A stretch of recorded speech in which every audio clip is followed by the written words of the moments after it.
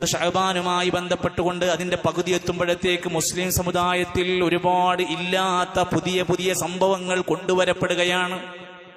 ഷഅബാൻ 15 പ്രത്യേകമായി ഒരു നോമ്പ് തന്നെ പറയും.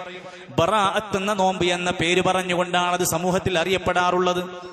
ഇസ്ലാമിക ഗ്രന്ഥങ്ങളൊക്കെ വായിച്ചാൽ നമുക്ക് കാണാം, എല്ലാ മാസവും 13, 14, 15 നോമ്പുള്ളതാണ്. അത് ഷഅബാനിലും ഉള്ളതാണ്. എന്നാൽ മറ്റു മാസങ്ങളിലൊന്നും നോമ്പെടുക്കാതെ ഒരു ഷഅബാനിന് 15 മാത്രം ഒരു പോരിശ കാണുന്നുണ്ടോ? അത് ദീനിൽ ഇല്ലാതെയാവുകയാണ്, പഠിപ്പിക്കാതെ പോവുകയാണ്. നബി സല്ലല്ലാഹു അലൈഹി വസല്ലമ തങ്ങളാവട്ടെ അങ്ങനെ പഠിപ്പിച്ചതായ യാതൊരു ഹദീസുകളും നമുക്ക് കാണാനില്ല. എന്നാൽ ഇബ്നു മാജ ഉദ്ധരിക്കുന്ന ഒരു ഹദീസിൽ ഷഅബാനിന്റെ പകുതിയിൽ ഫഖൂമു ലൈലഹ, നിങ്ങൾ രാത്രി നമസ്കരിക്കണം, വസൂമു നഹാറഹ, പകലിൽ നോമ്പ് നോൽക്കണം എന്നൊരു ഹദീസുണ്ട്. ആ ഹദീസ് വിശദീകരിച്ച് പണ്ഡിതന്മാര് പറയുന്നുണ്ട്, ഹാദാ ഹദീസുൻ മൗളൂഉൻ, ഈ ഹദീസ് ചില മനുഷ്യർ കെട്ടിച്ചമച്ച് ഉണ്ടാക്കിയതാണ്. എന്റെ വാക്കല്ല, മുഹദ്ദിസുകൾ, ഹദീസ് പണ്ഡിതന്മാർ കിതാബിൽ രേഖപ്പെടുത്തപ്പെടുകയാണ്. ആ നിലക്കാണ് ആ ഹദീസിന്റെ വിശദീകരണത്തിൽ നമുക്ക് കാണാൻ സാധിക്കുന്നത്. ചില ആളുകൾ ഷഅബാൻ 15 രാവിൽ അന്ന് രാത്രിയിൽ ഒരു നമസ്കാരത്തിന്റെ അവസ്ഥയുണ്ട്, സ്വലാത്തുൽ അൽഫിയ. അൽഫ് എന്ന് പറഞ്ഞാൽ തന്നെ അറിയാം 1000 എന്നാണ് അറബിയിലെ അർത്ഥം. ഈ നമസ്കാരം എന്തിനാണ്? ഈ നമസ്കാരത്തിന്റെ പ്രത്യേകത 100 റക്അത്ത് നമസ്കരിക്കലാണ്. നമ്മുടെ നാട്ടിലൊക്കെ എപ്പോഴും ഉണ്ടാവും 100 റക്അത്ത് ഷഅബാൻ 15 രാവിൽ നമസ്കരിക്കുകയാണ്. ഓരോ റക്അത്തിലും 10 തവണ സൂറത്തുൽ ഇഖ്ലാസ് പാരായണം ചെയ്യും.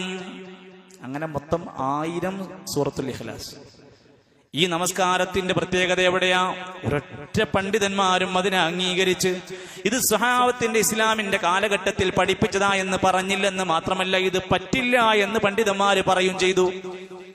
ഇമാം നബവി റഹ്മത്തുള്ളാഹി അലൈഹി പറയുകയാണ്, ഈ റജബിന്റെ നമസ്കാരമാകട്ടെ, റഗായിബ് നമസ്കാരമാകട്ടെ, ഷഅബാനിന്റെ ഈ 100 റക്അത്ത് നമസ്കാരമാകട്ടെ, ഹാതാനി സ്വലാതാനി ബിദ്അതാനി വമുൻകറാൻ.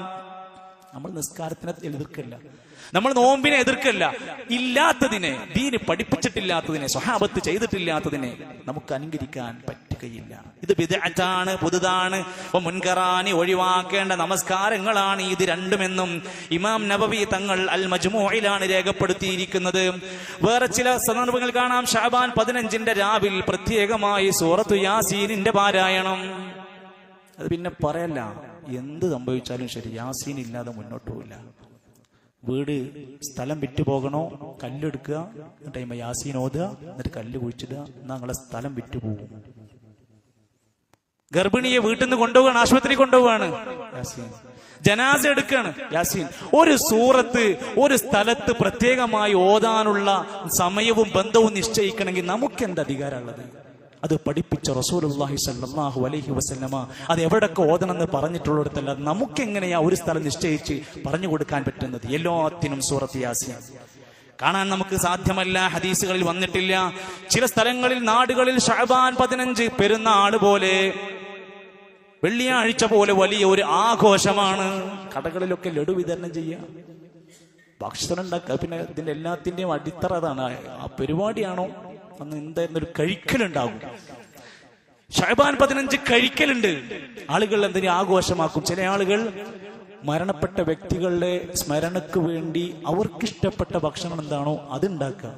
എന്നിട്ട് ആരാ കഴിക്കണത്? നാട്ടുകാരാ കഴിക്കണത്. ഇഷ്ടം മറ്റാളതാണ്, കഴിക്കണത് മുഴുവൻ നാട്ടുകാരാണ്. സഹോദരങ്ങളെ, ഈ ഒരു കാര്യത്തിന്റെ ഘടന മനസ്സിലാക്കാൻ വേണ്ടി പറയാം. ഇത്തരം സംഭവങ്ങളെ ഇസ്ലാമിക ലോകത്ത് ആദ്യ തലമുറകൾ പോലെയുള്ള മദ്ഹബിന്റെ ഇമാമിങ്ങൾ അടക്കമുള്ളവർ ഒരിക്കലും എടുത്തു പറഞ്ഞ് പഠിപ്പിച്ചിട്ടില്ലാത്ത രീതിയാണിത്. വേറെ ചില സ്ഥലങ്ങളിൽ കാണാം, ആയുസ് വർദ്ധിക്കാൻ, അപകടങ്ങൾ നീങ്ങാൻ പ്രത്യേകമായി കൊണ്ട് ഷഅബാൻ 15 6 റക്അത്ത് നമസ്കാരം. ഓരോരുത്തരും ഓരോ നാട്ടിലെ ഉസ്താദുമാർക്ക് അനുസരിച്ച് ഇങ്ങനെ ഒറ്റ കാര്യം ചേർത്ത് വെച്ചാൽ മതി. നിങ്ങൾക്കൊരു നമസ്കാരത്തോട് ഇഷ്ടമുണ്ടെങ്കിൽ, നിങ്ങൾക്ക് സുന്നത്തായ ഒരു കാര്യം ചെയ്യണമെന്ന് ആഗ്രഹമുണ്ടെങ്കിൽ, എല്ലാ നമസ്കാരത്തിന്റെയും കൂടെയുള്ള റവാത്തിബ് നമസ്കാരം ശീലമാക്കിക്കോ. സ്വർഗത്തിൽ അല്ലാഹു ഭവനം തരാമെന്ന് പറഞ്ഞു. ളുഹാ നമസ്കാരം നീ നിർവഹിച്ചോ. പകൽ സമയത്ത് രാവിലെ തന്നെ നമുക്ക് ചെയ്യാൻ പറ്റുന്ന ളുഹാ നമസ്കാരം 6 റക്അത്തോ 8 റക്അത്ത് വരെ നമുക്ക് നിർവഹിക്കാവുന്നതാണ്. ഇനി രാത്രിയാണോ നമുക്ക് ഒഴിവുള്ളത്, 3 റക്അത്ത് തഹജ്ജുദ് നമസ്കരിക്കാം. ഇനി ഒരു വുളു ഉണ്ടാക്കിയിട്ട് 2 റക്അത്ത് നമസ്കരിക്കാൻ പറ്റുമോ? ഇതൊക്കെ സുന്നത്തിൽ വന്ന നിസ്കാരമാണ്. എത്ര ആൾക്കാരാണ് ഇതിനോട് താല്പര്യമുള്ളത്? ഇഷ്ടണ്ടാവില്ല. ഇല്ലാത്തൊരു നമസ്കാരമൊക്കെ വളരെ ഭക്തി പുരസ്സരം അയാൾ അത് ചെയ്തുകൊണ്ടിരിക്കും. ഇതാണ് സമൂഹത്തിന്റെ എല്ലാ കാലഘട്ടത്തിലുമുള്ള ഖൗൽ. ഈ വിഷയം പഠിച്ച പണ്ഡിതന്മാരൊക്കെ പറയാം. ഇമാം നബവി റഹ്മത്തുള്ളാഹി അലൈഹിന്റെ ഉസ്താദ്, നബവി തങ്ങളുടെ ഉസ്താദ് ഷെയ്ഖ് ശിഹാബുദ്ദീൻ അബൂ ഷാമ റഹിമഹുല്ല പറയാ, ഈ ബിദ്അത്തായ ദീനിലില്ലാത്ത നിസ്കാരങ്ങളും പ്രാർത്ഥനകളും കൊണ്ടുവരുമ്പോ എന്താ ഉണ്ടാവുന്നത്? വസയ്യന ശൈത്വാനു ലഹും ജഅലഹാ മിൻ അജ്ലി ശആഇറൽ മുസ്ലിമീൻ. ശൈത്താൻ ഇവർക്ക് ഇത് നല്ല ഒരു കാര്യമായി തോന്നിപ്പിച്ച് ആവേശം കൊടുക്കും. സുന്നത്തിനോട് താല്പര്യം കൊടുക്കൂല, സുന്നത്തല്ലാത്ത കാര്യങ്ങളോട് നല്ല താല്പര്യവും അലങ്കാരവും ഉണ്ടാക്കി കൊടുക്കും. മിൻ അജ്ലി ശആഇറൽ മുസ്ലിമീൻ. എന്നിട്ട് ഇത് മുസ്ലിമീങ്ങളുടേതാണെന്ന് അവരെ കൊണ്ട് തോന്നിപ്പിക്കും. മഹാപണ്ഡിതന്മാർ നമുക്ക് നൽകുന്ന വാണിംഗ് ആണിത്.